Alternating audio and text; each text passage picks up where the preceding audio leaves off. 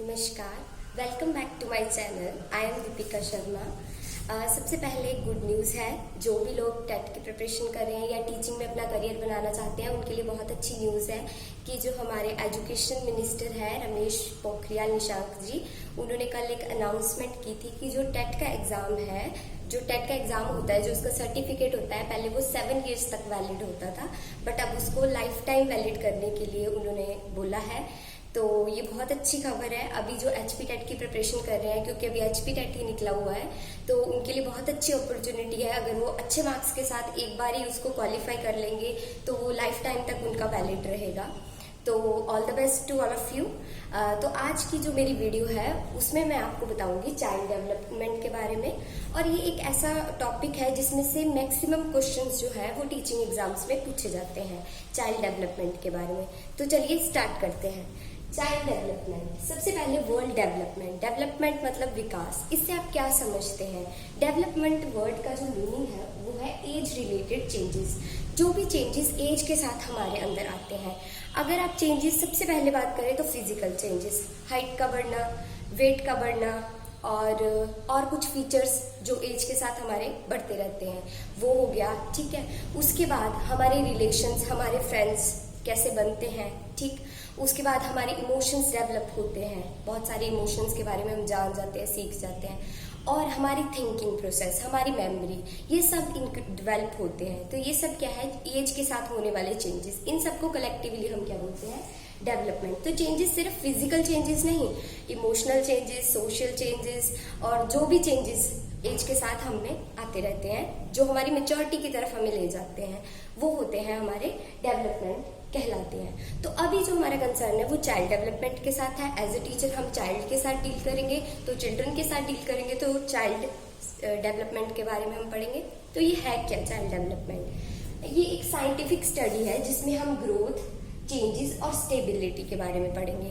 Growth हो रही है बच्चे की, उसमें चेंजेस आ रहे हैं, उसके बिहेवियर में चेंजेस आ रहे हैं, उसके इमोशंस में चेंजेस आ रहे हैं, उसके सोशल रिलेशंस में चेंजेस आ रहे हैं, हर चीज में चेंजेस आ रहे हैं। ठीक है, और उसकी फिजिकल भी ग्रोथ हो रही है, और उसमें कुछ स्टेबिलिटी भी आ रही है, कुछ इमोशंस की स्टेबिलिटी, या मेच्योरिटी की तरफ जब भी बढ़ रहा है, तो जैसे जैसे उसकी लर्निंग बढ़ रही है तो उसकी जो चेंजेस उसमें आ रहे हैं, उसकी क्या आ रही है? स्टेबिलिटी आ रही है। ठीक है, तो ये सब जो है ये हमारी स्टडी जो कंसर्न करती है फ्रॉम द कंसेप्शन, जब से बच्चा मदर के वोम में है तब से लेके एडोलेसेंस तक, 13 टू 18 ईयर्स जो हमारी एडोलेसेंस एज होती है, वहां तक हमारा कंसर्न है, क्योंकि हमें वहां तक के बच्चों को डील करना है।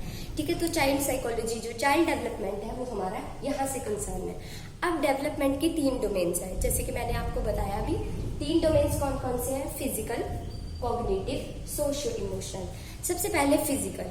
फिजिकल में क्या है? फिजिकल में हम भी देख सकते हैं, जो फिजिकल डेवलपमेंट है वो ऐसी डेवलपमेंट है जो हम दूसरे इंसान में या बच्चों में देख सकते हैं प्रत्यक्ष रूप से, कि बच्चे की इंक्रीज हो रही है हाइट, वेट इंक्रीज हो रहा है, या उसकी फेस में चेंजेस आ रहे हैं, या हर चीज जो भी हम नोटिस कर सकते हैं। फिजिकल डेवलपमेंट एक ऐसी डेवलपमेंट है जिसको हम बहुत अच्छे से देख सकते हैं। ठीक है, एक एज तक ये चलती रहती है, ये मतलब कंटिन्यूस प्रोसेस।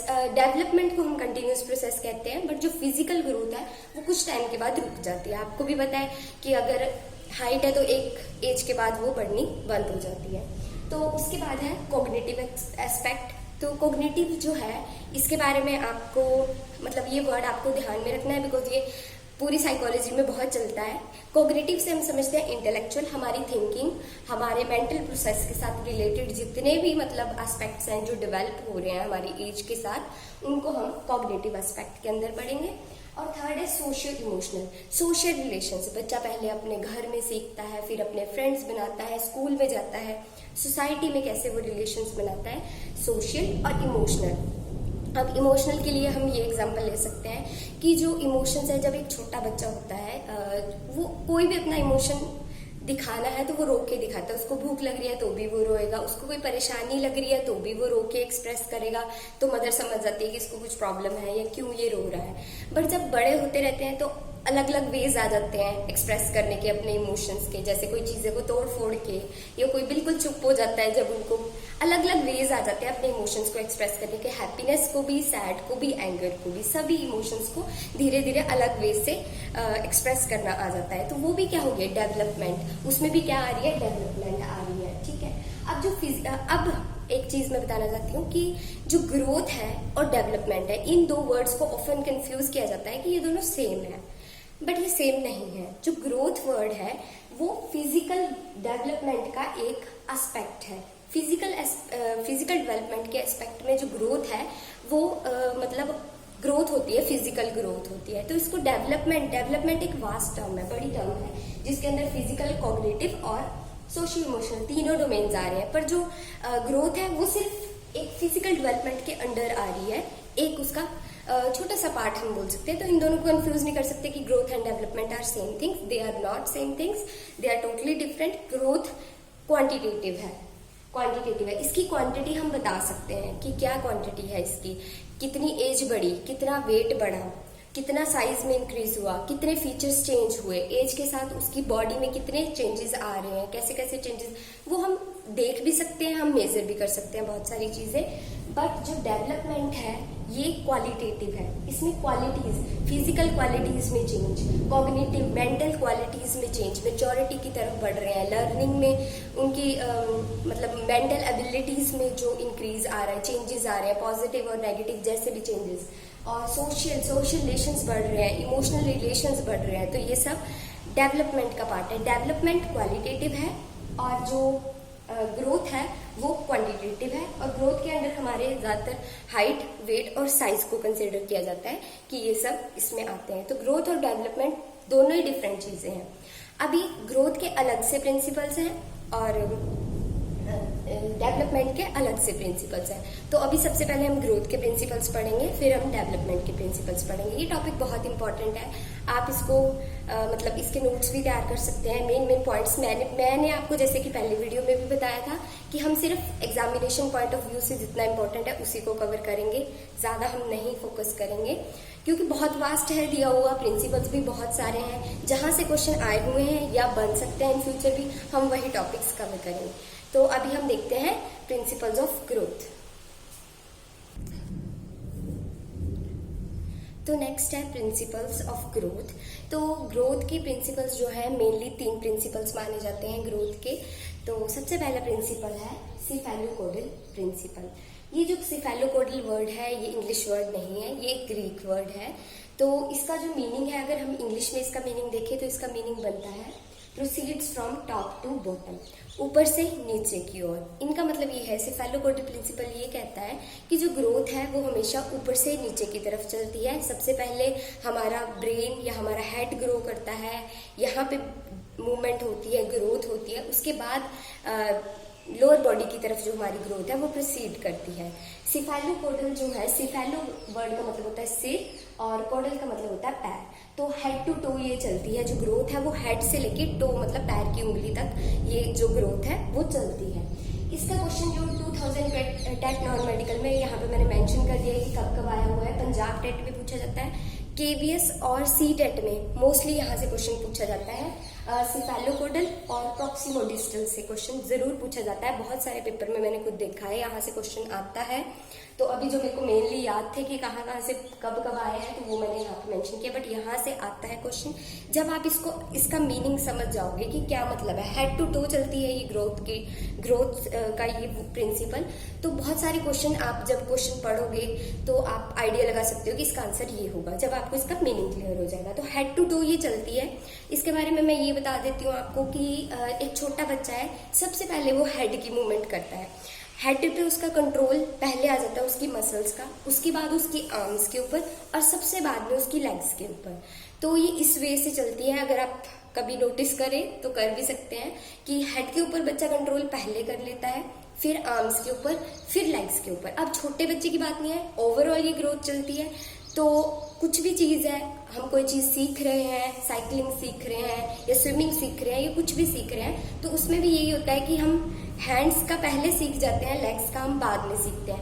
आपने एक चीज़ देखी होगी जो नॉन डांसर्स भी हैं, जब भी हम डांसिंग करते हैं तो सबसे पहले हम हाथ उठा देते हैं। लेग्स के बारे में इतना, कई लोग तो ऐसा करते हैं कि लेग्स फिक्स रहती हैं और हाथों से ही डांस करते हैं। तो जो ये एक अच्छी एग्जांपल है ये जानने के लिए कि हमारी जो डेवलपमेंट होती है, जो ग्रोथ होती है, वो सेफेलोकॉर्डल होती है। हाथों का मूवमेंट पहले सीख जाते हैं कि ऐसे उठाना है या ऐसे उठाना है, लेग्स बाद में। जब कोई डांसिंग भी सीखता है तो पहले पहले उसके पैर नहीं चलते, उसको बहुत ज्यादा प्रैक्टिस पैर की, उसके बाद उसकी कोऑर्डिनेशन करना कि हाथ के साथ कैसे पैर जाना चाहिए, कैसे हमें मूवमेंट करनी चाहिए। तो ये सेफेलोकॉर्डल की बहुत अच्छी एग्जाम्पल है। और इसका जो एक question I think Punjab TET में या केवीएस में इस तरह से पूछा गया था, मतलब बहुत सारी ऑप्शंस दी गई थी कि सेफेलोकॉर्डल प्रिंसिपल का इसमें से कौन सी राइट ऑप्शन होगी। तो मस्कुलर कंट्रोल एंड कोऑर्डिनेशन। अभी जैसे मैंने आपको बताया, अगर हम डांसिंग सीख रहे हैं तो डांसिंग में क्या होगा, सबसे पहले आपका मसल्स पे कंट्रोल, कि आपको हैंड्स की कैसे मूवमेंट करनी है, लेग्स की कैसे मूवमेंट करनी है। फिर उसके बाद कोऑर्डिनेशन, कि दोनों को इकट्ठे कैसे चलाना है, किस टाइम कौन सा हाथ उठाना है, कौन सा पैर उठाना है। तो ये जो सेफेलोकॉर्डल प्रिंसिपल है, इससे ज्यादा क्लियर हो जाता है कि मस्कुलर कंट्रोल और कोऑर्डिनेशन है इसमें, ठीक है। तो second one is proximodistal principle. Proximodistal principle जो है ये प्रोसीड करता है from centre to outward of the body. Proxy का मतलब होता है पास, मोडिस्टल का मतलब होता है दूर, तो पास से दूर की तरफ ये जाता है, ठीक है। तो ये principle centre to outward of body, मतलब कि जब बच्चा मदर की वॉर्म में भी होता है, उसकी डेवलपमेंट हो रही होती है, ग्रोथ हो रही होती है, ठीक है। तो जो उसकी ग्रोथ हो रही होती है उसमें जो चीजें पास होती हैं, जैसे जो इंटरनल ऑर्गन्स है वो पहले चलने लग जाते हैं। जैसे हमारा हार्ट बीट वो पहले चलने लग जाती है, हमारी किडनीज, लिवर, ये सब पहले वर्क करने लग जाते हैं। छोटा बच्चा भी है अगर, तो उसके ये ऑर्गन्स पहले काम करने लग जाते हैं, आउटर ऑर्गन्स बाद में काम करने लगते हैं। ये जो है इसमें ये भी बोला जाता है कि स्पाइनल कॉर्ड जो है हमारी बॉडी की, वो पहले डेवलप हो जाती है हमारे बाकी ऑर्गन्स डेवलप होने से पहले। तो ये सेंटर टू आउटवर्ड, जो हमारे ऑर्गन्स सेंटर के पास है वो पहले डेवलप हो जाएंगे और जो दूर है वो बाद में डेवलप होंगे। और ये तो बहुत इंपॉर्टेंट है, इस केवीएस में इसका क्वेश्चन ऐसे पूछा गया जेडपीडी, और पीएसटेट में भी ये आया हुआ है। जेडपीडी क्या है, जोन ऑफ प्रॉक्सिमोडिस्टल डेवलपमेंट। जेडपीडी की फुल फॉर्म आई हुई थी एक एग्जाम में कि जेडपीडी की फुल फॉर्म क्या है, तो आप बता सकते हैं जेडपीडी क्या हो गया, जोन ऑफ प्रॉक्सिमोडिस्टल डेवलपमेंट, इसकी फुल फॉर्म ये रहेगी। और इसका मीनिंग क्या है, it means range of task that a child completes in process of learning. अगर एक बच्चा लर्निंग में बहुत सारे टास्क सीख रहा है, तो किस रेंज तक वो चाइल्ड जो है अपनी लर्निंग को प्रोसेस, मतलब जो चाइल्ड है वो कंप्लीट करता है अपने लर्निंग प्रोसेस को पूरा कंप्लीट कर पाता है, जब वो अपने इंटरनल टू आउटर ऑर्गन्स को कोऑर्डिनेट करना, यूज करना स्टार्ट कर देता है। तो range of task a child completes in process of learning के प्रोसेस में बहुत सारे टास्क वो उस हिसाब से करने लग जाता है। जैसे कि अगर एक बच्चा है वो कोई डिबेट कर रहा है या कोई क्विज कंपटीशन में, तो उसके इंटरनल ऑर्गन, उसके माइंड पहले वर्क करेगा। अगर उसको बजर भी दबाना है, अगर बजर राउंड है, तो सबसे पहले उसका दिमाग उसको बताएगा कि हाँ मुझे ये आंसर आता है, मुझे बजर दबाना है अगर बजर राउंड है। तो इस हिसाब से जो centre to outward of body जो है प्रॉक्सिमोडिस्टल डेवलपमेंट, पहले दिमाग में डेवलप हुआ होगा उसका आंसर, उसके बाद ही उसका हाथ बजर पे जाएगा कि I can answer this question, ठीक है। तो ये हो गया proximodistal principle. Last is gross motor skills to fine motor skills. अब ग्रोस मोटर स्किल्स क्या होती हैं, ग्रोस का मतलब होता है लार्ज। हमारी जो मोटर स्किल्स होती है, मोटर मतलब मसल्स जो स्किल्स कर सकती हैं, हम जो काम मसल्स के थ्रू कर सकते हैं, वो हमारी लार्ज मसल्स पहले एक्टिव हो जाती हैं एज कम्पेयर टू फाइन। तो लार्ज से फाइन की तरफ चलते हैं। जैसे एक छोटा बच्चा है, सबसे पहले हाथों की मूवमेंट करना स्टार्ट कर देता है, लेग्स की मूवमेंट करना स्टार्ट कर देता है, फिर वो क्रॉल करना स्टार्ट कर देता है, फिर वो चलना स्टार्ट कर देता है।